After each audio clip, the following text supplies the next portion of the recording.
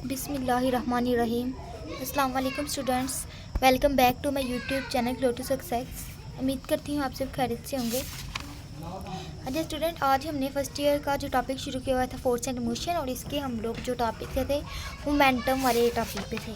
ठीक होगा, तो मोमेंटम पे हमारे पास आता था इसका बलिस्टिक जो है बलिस्टिक मिसाइल था इसके अंदर, तो वो वाली थोड़ी इसकी एक्सप्लेनेशन देख लेते हैं। Define ballistic missile. Ballistic missile basically क्या होता है? The unpowered and unguided missile is known as ballistic missile. ऐसा मिसाइल जिसमें मतलब कि हम लोगों ने छोड़ दिया, हमें नहीं पता ये किस डायरेक्शन में जाएगा। कोई हम लोग इसको ना तो इसको गाइड कर रहे होते हैं, लाइक दैट इसको हम लोग कोई नहीं दे रहे होते डायरेक्शन की, इस डायरेक्शन को तुमने जान, यानी कि वो अनगाइडेड जिस तरफ मर्जी छोड़ दिया हुआ है, तो वो हमारा बलिस्टिक मिसाइल। इसे हम एज ए कह सकते हैं ट्राई मिसाइल। ये जो है हमारी मिसाइल को चेक करने के लिए यूज़ होता है कि जो हमने मिसाइल फेंका वो कहाँ तक जाता है, या फिर वो कितनी उसमें पावर है, क्या कर सकता है। ठीक है, ये बलिस्टिक मिसाइल बेसिकली वो होता है। The unpowered and unguided missile is known as ballistic missile. Ballistic missile are used for short range. ये हमेशा थोड़ी रेंज के लिए जो है शॉर्ट डिस्टेंस के लिए इस्तेमाल होता है। लॉन्ग रेंज के लिए कौन से मिसाइल यूज़ होते हैं? अब ये एज ए एमसीक्यूज आ सकता है कि लॉन्ग रेंज के लिए how many missile are use for long range. तो लॉन्ग रेंज के लिए हमारे पास मिसाइल शुरू होंगे जो है remote control based missile is known as use as long range. अब ऐसे मिसाइल जिसके पीछे से हम लोग कोई ना कोई डायरेक्शन, कोई ना कोई फोर्स या कोई ऐसी चीज़ होती है जो जिसके ज़रिए हम लोग उसे गाइड कर रहे होते हैं कि भाई तुमने अब इस डायरेक्शन में जाना है, इतनी को इसकी जो है हाइट पे जाना है, इतनी को इसकी जो है इतनी किसे हम लोग पावर दे देते हैं, गाइड कर देते हैं, तो वो हमारे long range remote control based missile होंगे। कौन से होंगे? Remote control based missile is used for long range. अब जो है इनका जो मोमेंटम डिफाइन मोमेंटम, ये हमारा जो है इधर से लेके इतना बस एज आप लोग कह लें शॉर्ट क्वेश्चन के लिए या एज ए एमसीक्यूज आपके लिए यूज़ हो सकते हैं। नेक्स्ट हमारा टॉपिक जो शुरू होना था, आज हम लोगों ने करना था, वो था बेसिकली मोमेंटम। मोमेंटम क्या है? Momentum define momentum its unit and dimension. The product of mass and velocity is known as momentum. Mass और वेलोसिटी के प्रोडक्ट को हम लोग मोमेंटम कहते हैं। मोमेंटम को हम लोग पी से रिप्रेजेंट करते हैं, एंड देन मैस एक वेक्टर क्वांटिटी, मैस एक स्केलर एंड वेलोसिटी इसके vector quantity. So all over momentum is a vector quantity. इसका ऐसे यूनिट क्या है? kg metre per second which is equal to newton second. इसका जो अब ये किस तरह से आता है kg-1, ये एज आ आपके पास एमसीक्यूज आ सकता है कि kg-1 ये short question is equal to newton second how. इसके पहले आप लोग डिमेंशन देख लें। डिमेंशन इसकी क्या है? ml mass t inverse. ठीक है, तो ये इसका होगा जो डिमेंशन इसकी होगी। देन अब क्या है? Relation between momentum and Newton's. ये सेकंड लॉ ऑफ मोशन तो पहले बाद में हम लोग देखते हैं। पहले हम लोगों ने ये इस तरह से आपको शॉर्ट क्वेश्चन आ सकता है जो मैंने आपको बताया था कि kilogram metre per second is equal to newton second, या फिर इस तरह से आता है prove that F is equal to delta P by T. अब हम लोग देखते हैं left hand side is equal to kg/m/s multiplied and divided by s। So अगर हम लोग इस वाले इक्वेशन में मल्टीप्लाई और डिवाइडेड करें s को, तो kg/m/s यहाँ पे s से इसके साथ भी मल्टीप्लाई होगा, m के साथ, एंड देन x s के साथ भी, यानी कि हमारी जो है यहाँ पे इस ऊपर वाली इक्वेशन में भी होगा, नीचे वाले भी होगा। तो s/s, तो यहाँ पे हमारे पास आ जाएगा kg/m/s का स्क्वायर और डॉट s। तो यहाँ पे हम लोग रेफरेंस ऐड कर लेंगे, f is equal to ma, so kg/m/s m के kilogram metre per second is equal to newton. ये किस तरह से ये देखें, हैंड्स किलोग्राम, ये देखें किलोग्राम मीटर पर सेकंड। ठीक है, kilogram metre per second is equal to newton. अब यहाँ पे हमारे पास दो एस है ना, s-2। तो अगर हम लोग ऐसा करें कि एक एस को उस तरफ ले जाएं कि किलोग्राम मीटर पर सेकंड रह जाए, कि पहले किलोग्राम मीटर पर स्क्वायर था, सेकंड पर स्क्वायर, तो यहाँ पे हमारे पास kilogram metre per second is equal to newton S. तो ये आप लोगों का अगर डेरिवेशन है किस तरह से ये आता है इक्वल, तो ये आप लोगों ने बताना है कि भाई ये सिंपली क्या करना होता है कि हम लोगों ने एस से डिवाइडेड करना होता है, देन फिर हम लोगों ने ये रेफरेंस ऐड करनी होता है कि किलोग्राम मीटर पर सेकंड का square is equal to n, and then एक इसका जैसे दूसरी तरफ चल जाएगा। हमेशा आप लोगों ने याद रखना है कि जो मोमेंटम का फार्मूला है वो इक्वल होता है किलोग्राम मीटर पर सेकंड।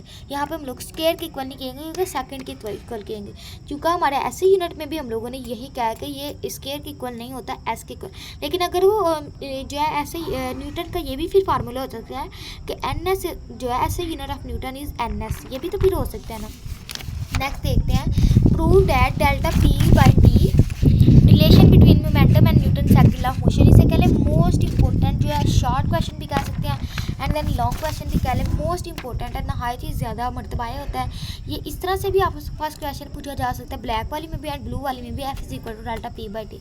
इसका भी हम लोग थोड़ा सा जो है डिस्क्राइब कर लेते हैं, एक्सप्लेन कर लेते हैं।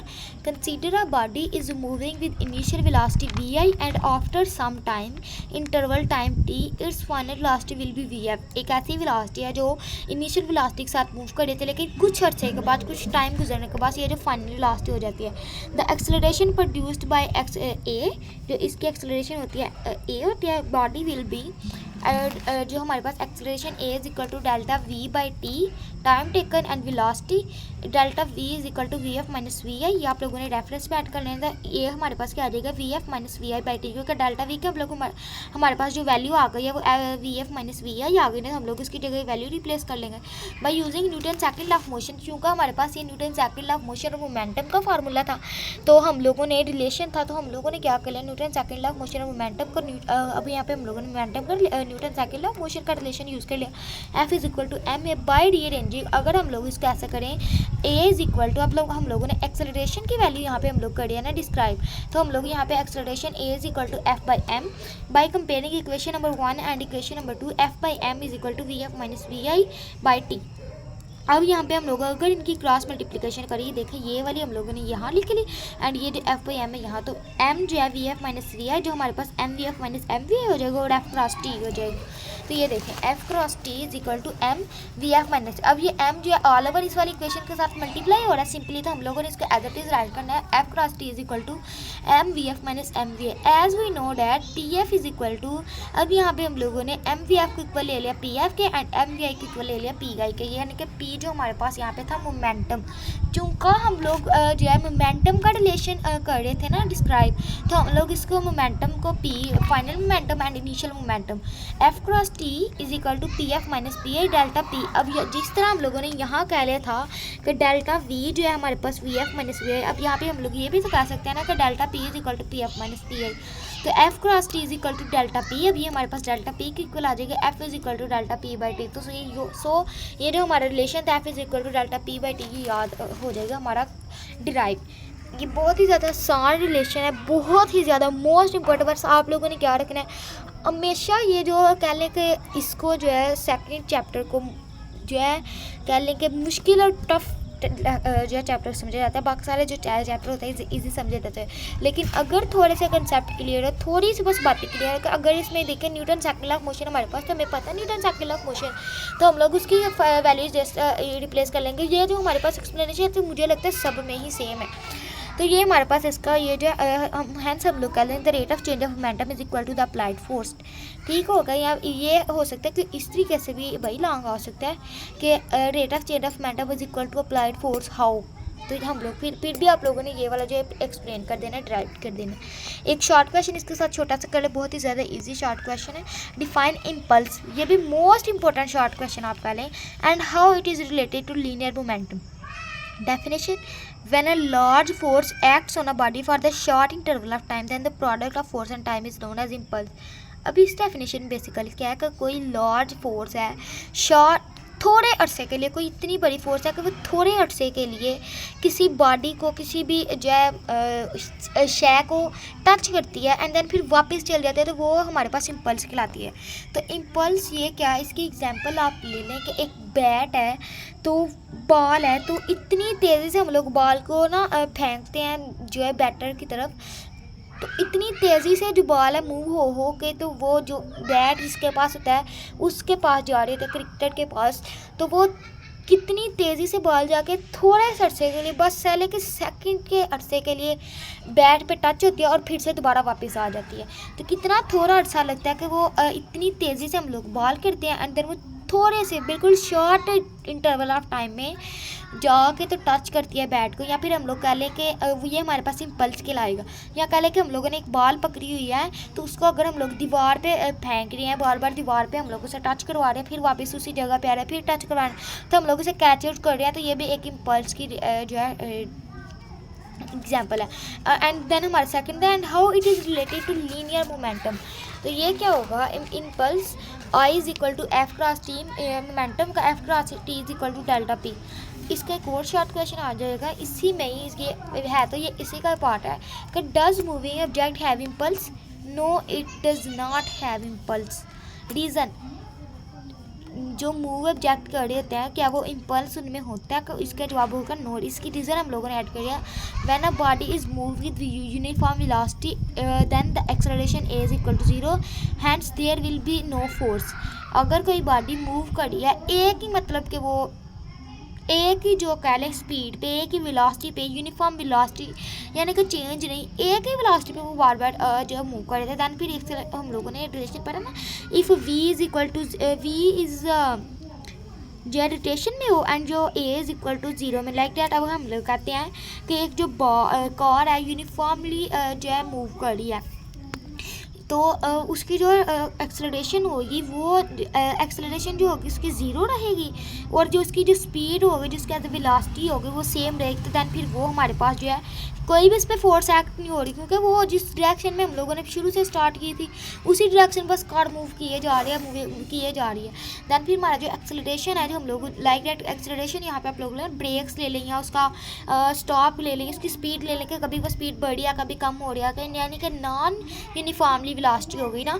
तो ये हमारे पास यहाँ पे acceleration 0, then there will no force and hence it does not have any impulse, जबकि इसमें कोई इम्पल्स नहीं हो। लेकिन हम लोगों ने इम्पल्स की डेफिनेशन पढ़ा है कि बहुत ही ज़्यादा तेज़ी से पहले जा रही होती है जो बॉल, फिर वो थोड़ी देर के लिए, देखा उसकी जो कह लें कि उसकी जो स्पीड है वो थोड़ी देर के लिए रुक जाती है। कब रुकती है? जब वो बॉल बैट को जाकर हिट करती है, टच करती है, तब थोड़ी सी कम हो जाती है, तो फिर दोबारा से तेज़ी पे आना शुरू होती है। यानी कि उसकी जो स्पीड होती है यूनिफॉर्मली वेलोसिटी नहीं होती, नॉन यूनिफॉर्मली होती है। तो हम लोग कहेंगे इम्पल्स जो इसमें नहीं जो होता है, कह लें कि इम्पल्स इस पर डिपेंड नहीं होता है, इम्पल्स का इसमें कोई रिलेशन नहीं होता।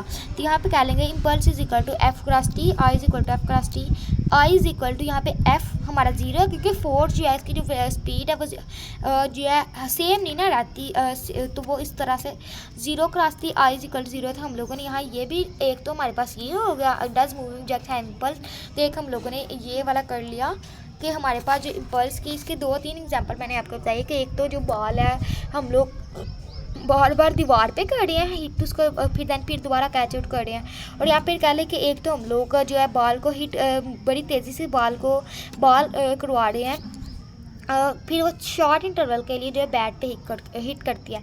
तो ये तो आज हम लोगों ने स्टूडेंट्स क्या कर लिया है कि एक तो हम लोगों ने इम्पल्स जो मोस्ट इंपॉर्टेंट लॉन्ग क्वेश्चन कह लें, एंड देन फिर एक रिलेशन कर लिया, prove that delta P by T F is equal delta P by T.